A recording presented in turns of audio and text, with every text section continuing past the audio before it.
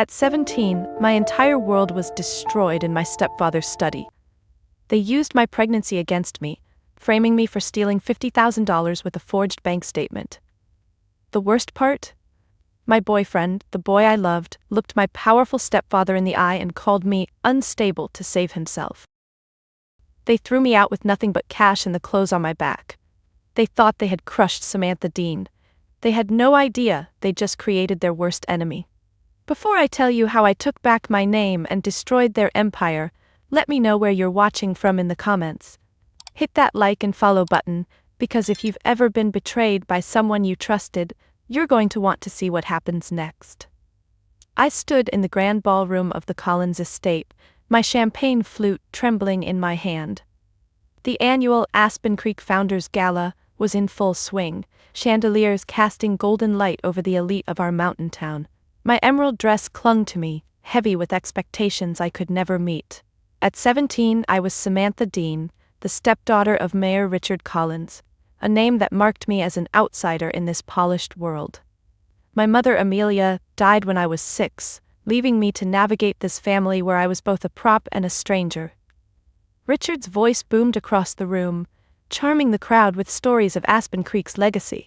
He caught my eye, his smile practiced but cold, and raised his glass to me. The crowd followed, their gazes heavy with judgment. I smiled back, my lips tight, my stomach churning, not just from nerves. Something felt off, a queasy pulse I couldn't shake. I excused myself, weaving through sequined gowns and tailored suits, their laughter ringing hollow. In the marble bathroom I gripped the sink, staring at my reflection. My dark hair was swept up, my makeup flawless, but my eyes betrayed me. Haunted, searching. Serena, my stepmother, glided in, her red dress a slash of elegance. "Samantha, darling," she purred, her voice honeyed but sharp, "you carry the Dean name with such poise. One would almost think you were a Collins." Her smile didn't reach her eyes, and I felt the familiar sting of her words, a reminder that I'd never belong. Back in the ballroom, Liam Walker, my boyfriend, was at Richard's side, laughing too loudly at one of his jokes. Liam's blonde hair gleamed under the lights, his charm effortless, but I saw the way he glanced at Richard, hungry for approval. He was Aspen Creek's golden boy, captain of the lacrosse team, destined for greatness, or so everyone said. When he caught my eye, he winked, but it felt performative, like everything else tonight. The nausea hit again, harder. I slipped onto the terrace, the cold mountain air biting my skin. I pressed a hand to my stomach, my mind racing. Could I be? No, I couldn't think about it here, not now. Richard found me moments later, his hand heavy on my shoulder. "Samantha," he said, his voice low, "the Collins Family Legacy Fund is the heart of this town. Our reputation is everything. We've invested a lot in you. Don't disappoint us."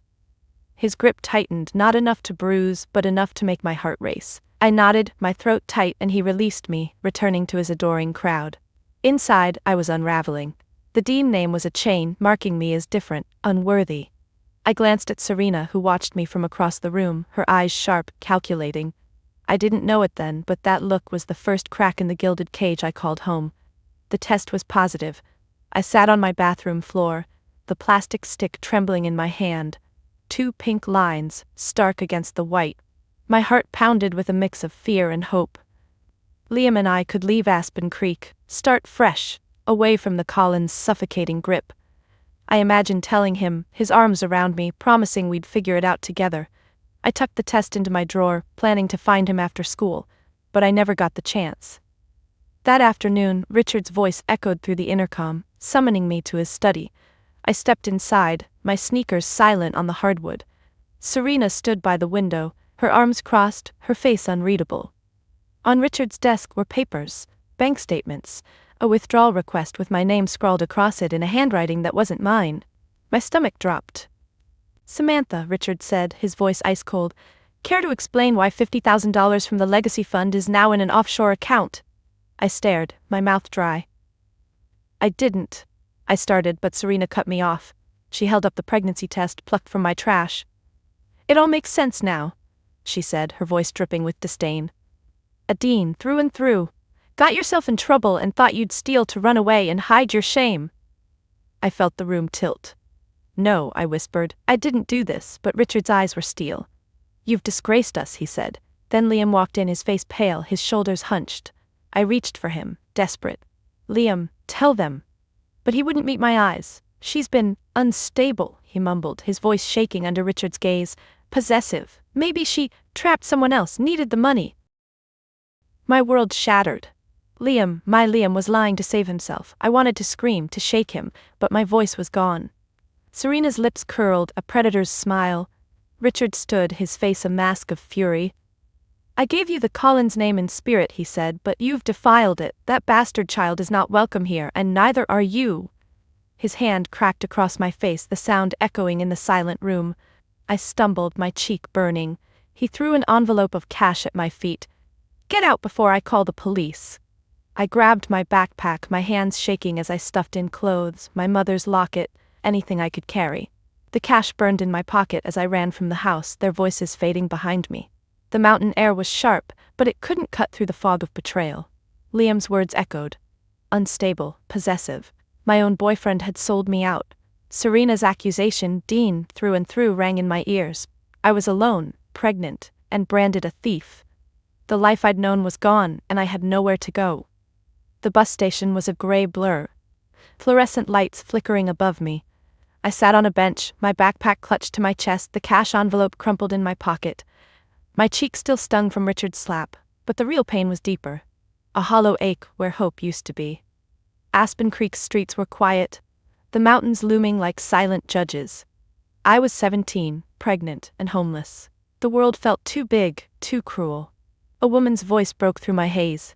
"You okay, kid?" I looked up to see Martha Holloway, her gray hair pulled back, her eyes sharp but kind. She owned the Daily Grind, a bookstore cafe I'd passed 1,000 times but never entered.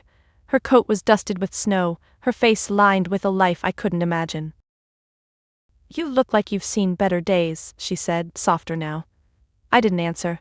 I couldn't. But she sat beside me, unbothered by my silence. "Come on," she said finally. "It's freezing out here." She led me to her shop, the bell jingling as we stepped inside. The smell of coffee and old books wrapped around me like a blanket. She didn't ask questions, just handed me a mug of tea and pointed to a staircase. "There's an apartment upstairs. It's yours if you want it." I stared at her, waiting for the catch. There was always a catch. But Martha just shrugged. "I've seen girls like you before," she said. "This town's got a way of chewing up anyone who doesn't fit. Colin's name buys a lot of silence around here. Don't forget that." Her words were a lifeline, pulling me from the edge. She offered me a job, sweeping floors, stocking shelves, and I took it, too numb to argue. A week later, I was shelving books when Martha handed me a leather journal and a pen. "Every story's got two sides," she said, her voice firm but not unkind. "They've written theirs. You write yours. Start with the facts, the evidence. Your memory's your first weapon." I ran my fingers over the journal's cover, my throat tight. For the first time since the study, I felt something other than despair, a spark, faint but real. I wasn't just a victim. I could fight back, not with fists but with truth. That night, in the tiny apartment above the shop, I opened the journal. My pen hovered, then pressed to the page. I wrote about the gala, Serena's calculating eyes, Liam's betrayal, the forged signature. Each word was a brick, rebuilding something inside me. I wasn't Samantha Collins, the mayor's prop, I was Samantha Dean, and I'd find a way to make them pay. The first time I held Luna, my world shifted. She was tiny, her eyes wide and searching, her tiny fist curled against my chest. I was 18, living in the cramped apartment above the Daily Grind, and every cry, every sleepless night, anchored me to something bigger than myself. Luna Dean wasn't just my daughter, she was my reason. I'd build a life for her, one free from the Collins lies. Their name would never touch her. Martha became my lifeline. She wasn't just a boss, she was a mentor, sharp and unyielding, teaching me more than how to pour coffee or balance books. "You want to survive this town," she'd say, her glasses slipping down her nose. "Learn how it works." She showed me how to track money trails, digging through public records like a bloodhound. I spent nights poring over financial statements, learning to spot discrepancies, my journal filling with notes. It wasn't just about revenge, it was about understanding the game I'd been thrown out of. I started small, sewing baby blankets in my spare hours. I'd always loved making things, and Luna's arrival turned that love into purpose. I used organic cotton, dyed with natural colors, each stitch a promise to my daughter. I called the brand anew, a name that felt like a vow. To myself, to Luna, to the life I'd create. I sold my first blanket online, then another. Martha helped me set up a website, her gruff encouragement pushing me forward. "You're not just selling blankets," she said. "You're selling trust, something this town's short on." By Luna's second birthday, anew was more than a side hustle. My products, blankets, onesies, crib sheets, were in boutiques in Denver, then Boulder. I rented a small workshop, my sewing machine humming late into the night. Luna's laughter filled the space, her toys scattered among fabric scraps. I wasn't rich, but I was free. Every sale, every glowing review, was a brick in the foundation of a life I'd built without the Collins name. I looked at Luna, her dark curls bouncing as she played, and felt a quiet pride. They'd tried to break me, but I was rising, stitch by stitch. Martha's lessons went beyond business. She taught me to question everything, to see the world as a puzzle.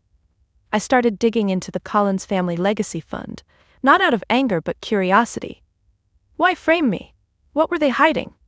I didn't have answers yet, but the act of searching felt like reclaiming my story. I wasn't the girl they'd thrown out anymore.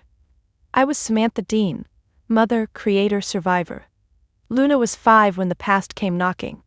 I was scrolling through my phone, Luna asleep in her bed, when I saw it, an article celebrating the 5-year anniversary of the Collins family legacy fund. Richard's face stared back at me, his smile as polished as ever. I almost swiped away, but a comment caught my eye. A former employee of a contracted company had written, "Paid through some shady shell corp, follow the money." My pulse quickened. It was the first thread I'd found in years.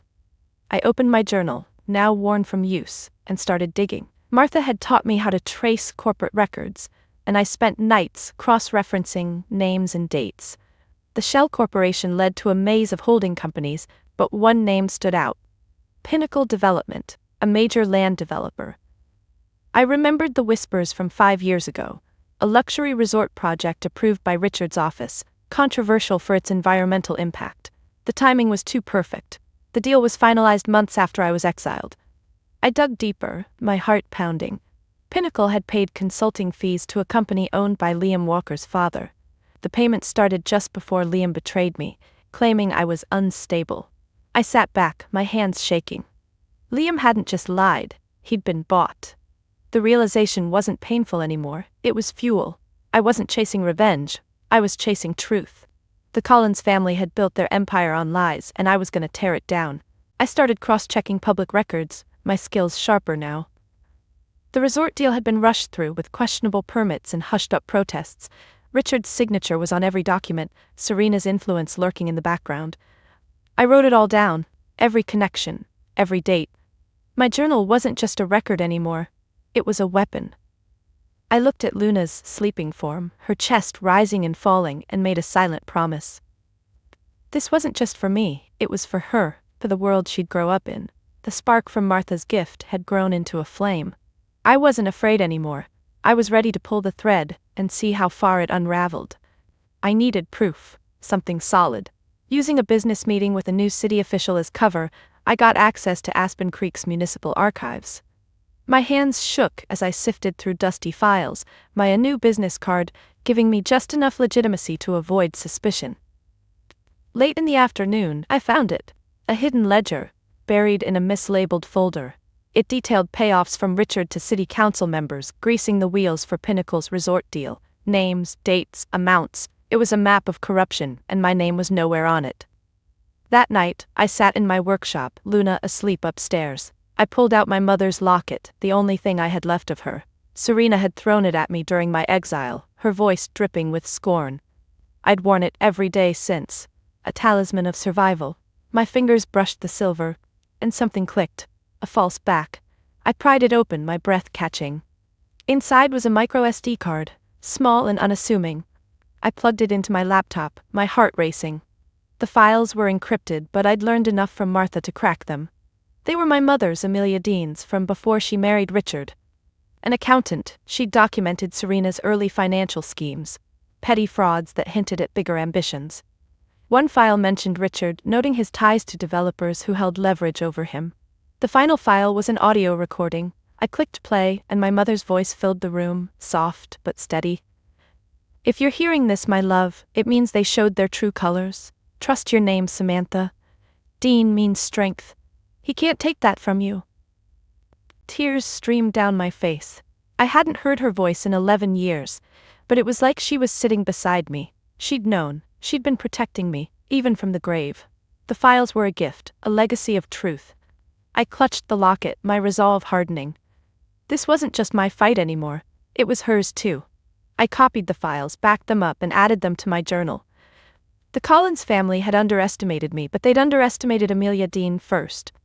I stood, wiping my eyes, the ledger, the SD card, my mother's voice. They were pieces of a puzzle I was finally solving. I wasn't just surviving anymore. I was ready to strike. I knew the storm was coming, but when it hit, it was louder than I'd imagined. I'd leaked one key document from the ledger to Martha's old journalist contact, a bulldog of a woman who'd been itching to take down Aspen Creek's elite. By morning, the story broke.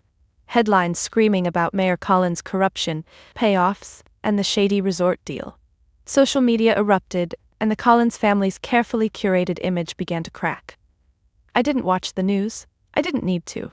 I felt it in the air, like the charge before a thunderstorm.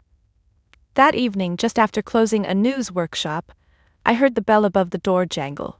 I looked up, and there they were. Richard, Serena, and their son Caleb, who'd always been a shadow in their world. They looked like ghosts of themselves. Richard's suit was rumpled, his eyes bloodshot.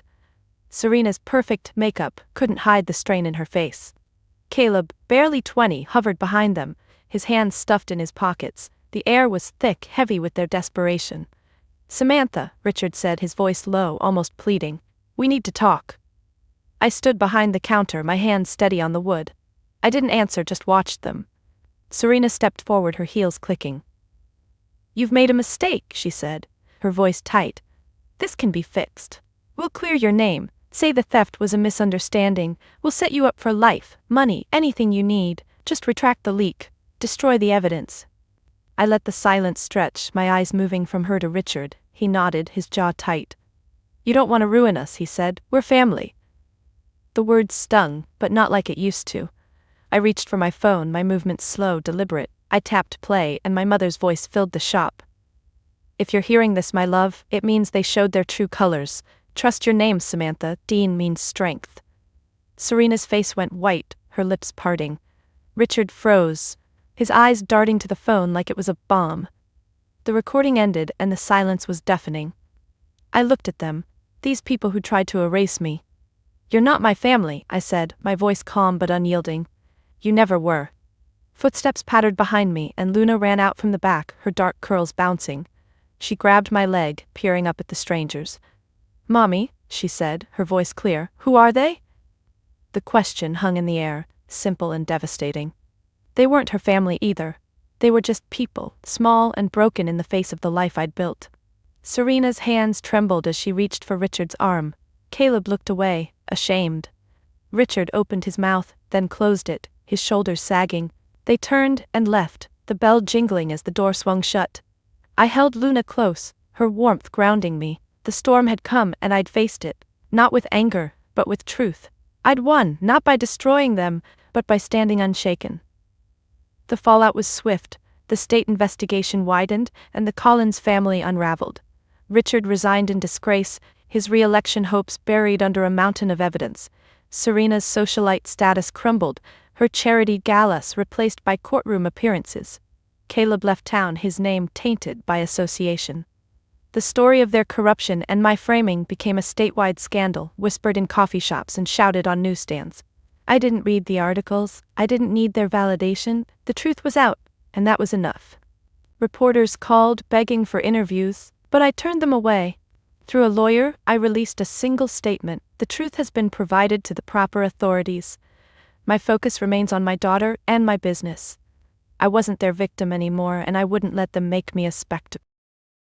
Anew was thriving, my products now in stores across Colorado and beyond. Luna was my heart, her laughter filling the workshop as she helped me cut fabric or stack boxes. She was 6 now, her eyes bright with curiosity, untouched by the Collins shadow. One afternoon, months later, I sat at my workbench, sketching a new line of crib bedding. Luna was sprawled on the floor, humming as she colored.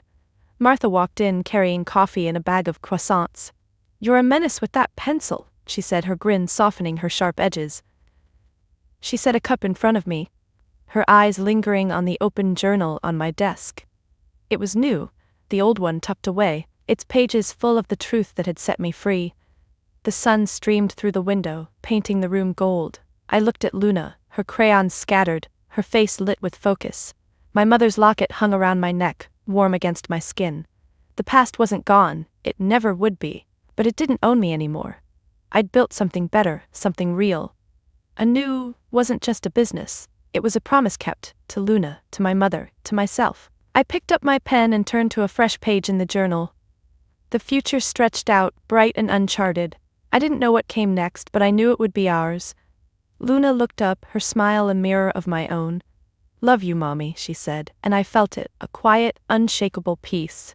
This was my victory, not in the Collins ruin, but in the life I'd written, line by line, stitch by stitch. My story taught me that when others try to write your story with lies, you have the power to pick up the pen and create your own truth. My victory wasn't their ruin, it was the peaceful life I built, stitch by stitch. Remember, your past does not have to define your future. You are the author of your own story, so make it a great one. If my journey resonated with you, share one word in the comments that describes your own strength. Thank you for being part of this new chapter.